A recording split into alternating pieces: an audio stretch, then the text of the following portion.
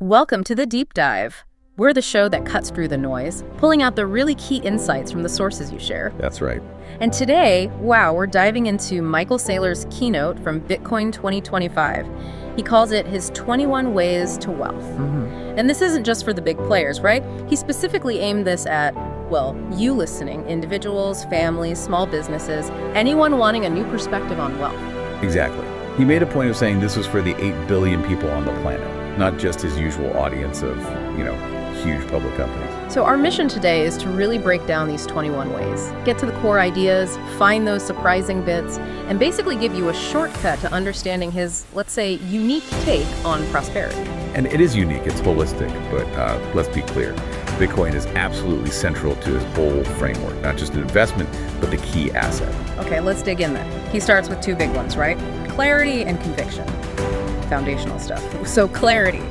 What's Sayler's specific angle here? Is it just understand Bitcoin or something deeper? It's deeper. For Sayler, clarity means getting that Bitcoin is capital perfected. That's his phrase. Programmable, incorruptible capital. Okay, capital perfected. What does that actually mean? Well, he's basically saying it's superior money, scarce, easy to verify, hard to censor, global, no middlemen needed. It's like money without human error or politics baked in. Right. And the key insight is he sees this as inevitable, like a law of physics for finance. Yeah. So powerful that even, get this, future AIs will choose it if they're rational. AIs will choose Bitcoin. That's the implication, which leads to his really bold valuation, worth half of everything. He sees it absorbing a massive chunk of global capital because it's just fundamentally better engineered. Half of everything. Okay, that is audacious. So if you buy into that clarity, the second step is conviction. He says Bitcoin is engineered to outperform everything. S&P, gold, real estate, collectibles. He lists them all. What gives him that level of certainty? Is it just belief, or is there more to it? It's core to his whole strategy. It's not just a hope, it's his understanding of Bitcoin's design. It's design? Yeah. The fixed supply, the decentralization, the global reach. Yeah. He believes these create a kind of financial gravity. It just pulls capital in over time, naturally outperforming assets that can be inflated or messed with politically. Its math and cryptography, in his view, just make it a superior store of value, built for appreciation, especially, as the world gets more digital. Okay, that makes sense from his perspective. Clarity, conviction, and then number 3 really dials it up, courage. He says, wealth favors those who embrace intelligent monetary risk. What does that look like? Especially with Bitcoin, how does an average person square that? Right. This is where it gets very practical and maybe a bit scary for some. He uses this metaphor. It's like, Satoshi started a fire, some run, some foolishly juggle it. Okay. But the faithful, they feed the flame. And feeding the fire means one thing, actively buying the Bitcoin. Actively buying it. Yes. And not just with spare cash. He means strategically moving out of other assets, fiat currency, long-term capital, bonds, even what he calls inferior equity and inferior real estate property, and putting it into Bitcoin. Wow, so that's a big shift, almost all in. It sounds like it, yeah. He calls it intelligent monetary risk, not reckless gambling, mind you. He believes this concentration actually fuels the network's growth, that extraordinary explosion, and that this path is your ticket to prosperity. The potential upside, in his view, just dwarfs the risk or the comfort of traditional assets. So it really challenges that whole diversification idea, a major reallocation. Okay, so you've got the mindset, clarity, conviction, courage. What's next? How do we use tools and relationships? He brings up cooperation number 4, focusing on family. You're more powerful with the support of your family. Yeah, this is interesting. He paints this picture of generations working together. Like, parents might have the credit, the capital built up. Right. While the kids have the time horizon, the energy, maybe more tech savvy. The secret, he says, is to get that capital into the hands of the child, who has maybe 80 years ahead for it to compound in Bitcoin. So it's a long-term family play. Exactly, a generational thing. Families coordinating can be extraordinarily powerful, extending that compounding runway way beyond one lifetime. That's a neat idea. Then number 5, capability. This feels very current. He says mastering AI is crucial for wealth now. How does he suggest you, the listener, actually use AI?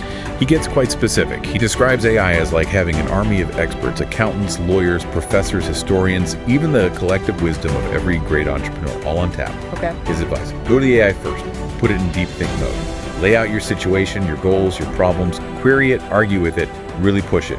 get what he calls a 95% solution. A 95% solution. Yeah, like a really solid draft plan or analysis. And then you take that highly informed perspective to your human experts, your lawyer, your accountant, and direct them. It makes you incredibly efficient. That's powerful. It kind of flips the script on how you use experts. Totally. He says, every one of you is collectively 100 super geniuses if you use AI this way. Yeah. You just need the humility to ask for help from the machine first. It democratizes strategic thinking. I like that. Okay, so building on AI capability, number 6 is composition. Connecting AI to setting up legal entities. How does that work? Right, so this is about using the right legal structures. Wrappers, he calls them, for your assets. Things like a dynasty trust in Florida, or maybe a timeless dynasty trust out of South Dakota. Sounds complex. It can be, but that's where AI comes in again. He says, ask the AI, figure it out. Based on where you are, UAE, Singapore, North Dakota, wherever AI can help you find the optimal structure for asset protection, taxes, inheritance.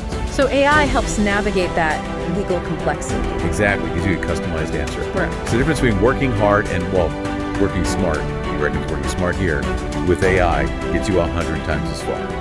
Optimizing that legal and financial setup is key. Got it. Work smart with legal structures.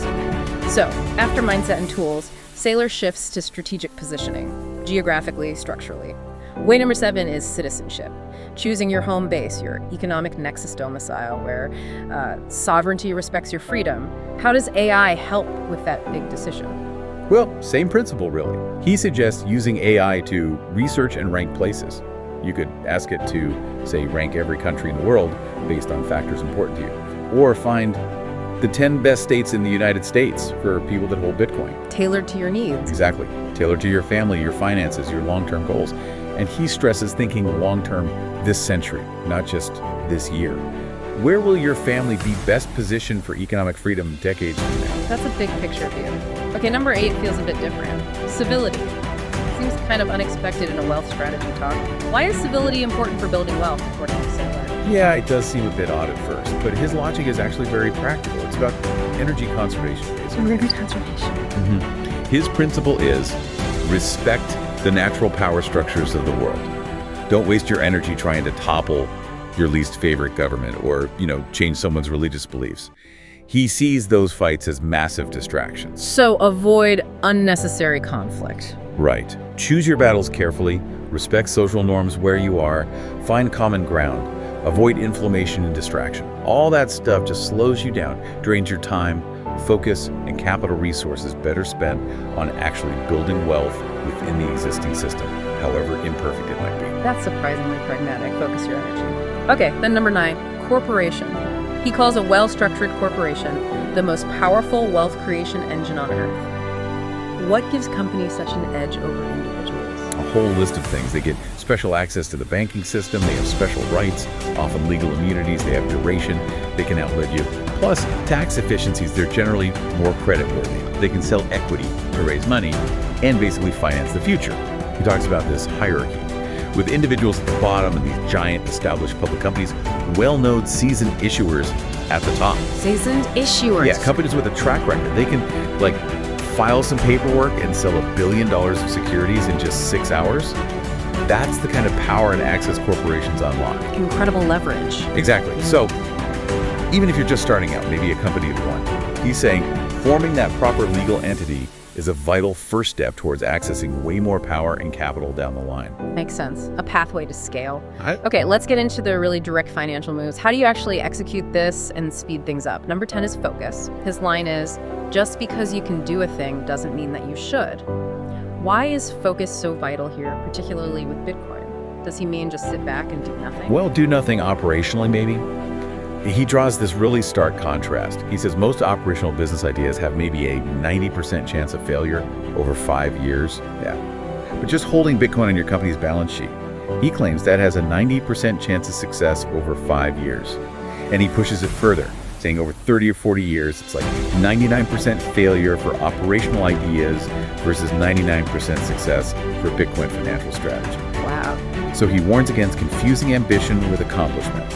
Don't get distracted chasing the next shiny object. He argues a simple property company that owns the Bitcoin can potentially grow 30 to 60% ARR, annualized return, if you do nothing operational. So the doing nothing is about avoiding distracting operational ventures, not about the initial setup and strategy. Precisely.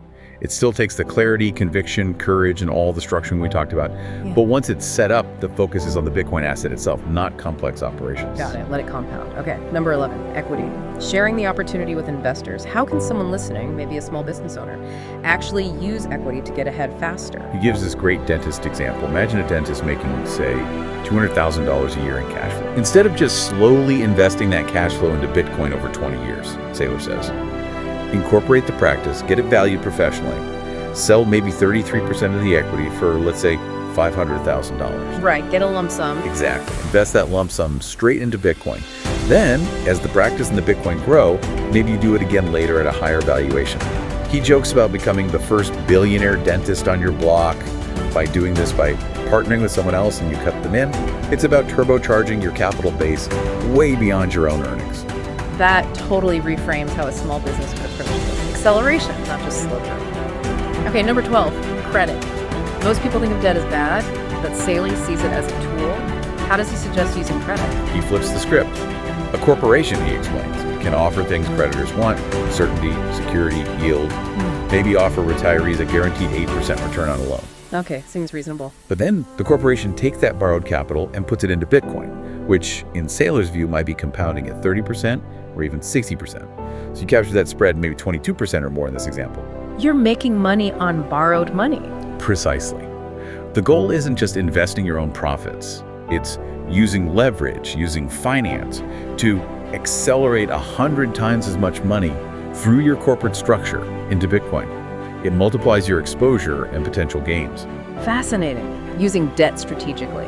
Then number 13, compliance. Sounds boring, maybe even restrictive.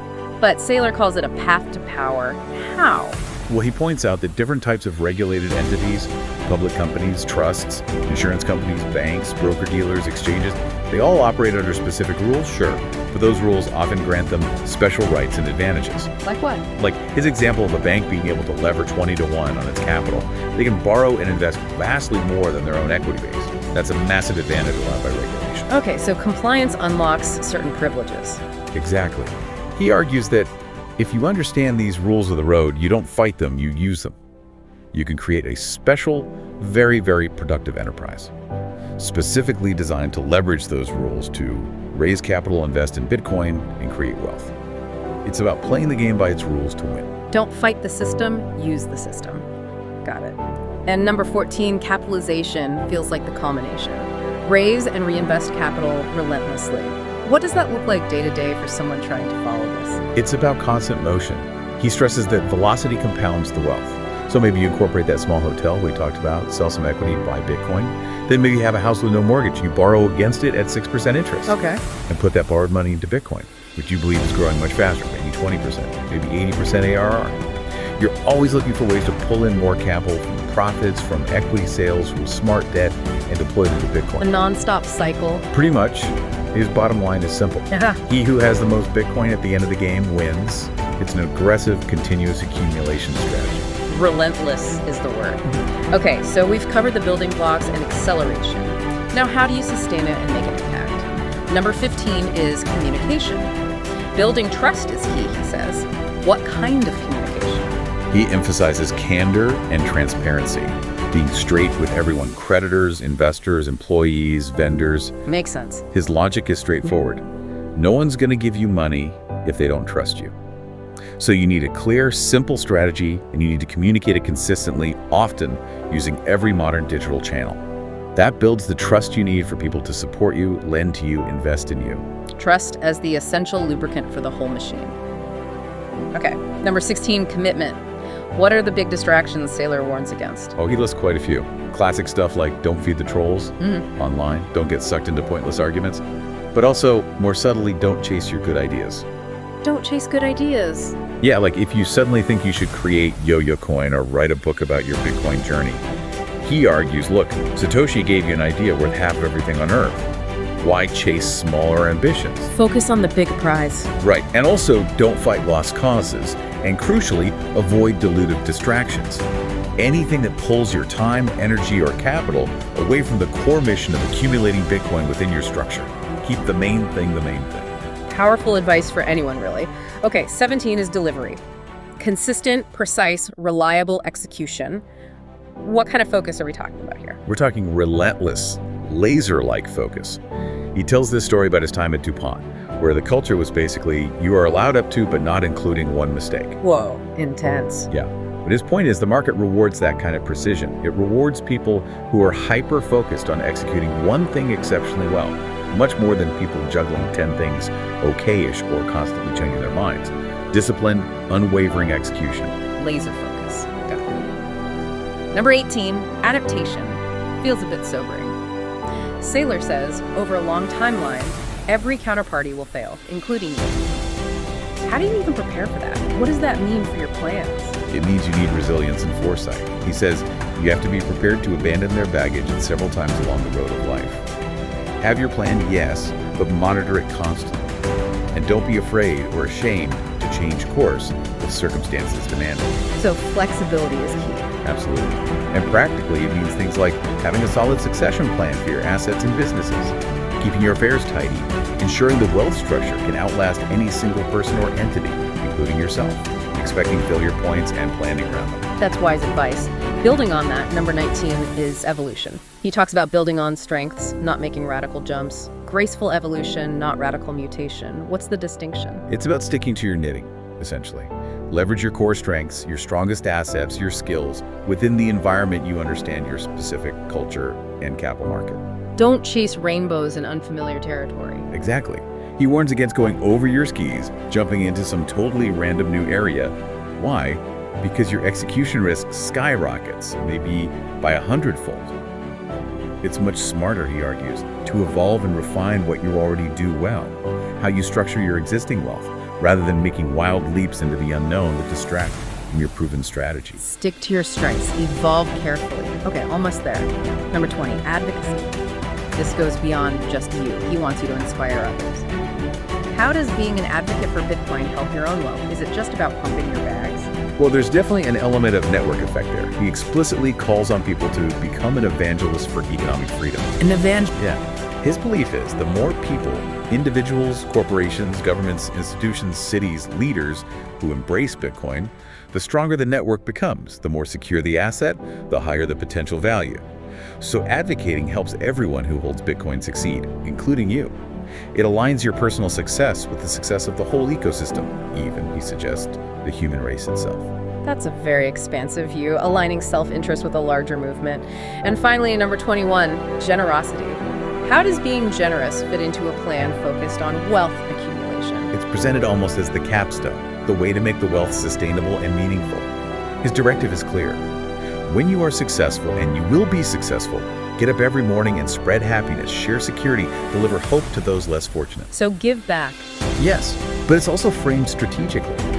Sharing that good karma with your employees, family, friends, customers, investors, your community builds immense social capital. It generates respect, loyalty, support, maybe even inspires others who then help you. It creates this positive feedback loop that strengthens your position and network in the long run. It's not just charity, it's investing in your ecosystem. Wow, what a comprehensive list. 21 ways. Starting with mindset, moving through strategy, tools, structure, execution, all the way to legacy and impact through advocacy and generosity. It really is a full life cycle approach to wealth centered on Bitcoin, but much broader than just buy and hold. Absolutely. It's a whole operating system for prosperity as he sees it. Yeah. And he wraps it all up with this really poignant quote he attributes to Satoshi from way back in the early days. What was the quote? Just simply, it might make sense to get something in case it catches on. Huh. So simple. Right? And Sayler's point is amazing. Satoshi said that with basically zero proof, no track record, no multi-trillion-dollar market cap, none of the millions of pages of wisdom that have been written since. Just an idea. Just an idea.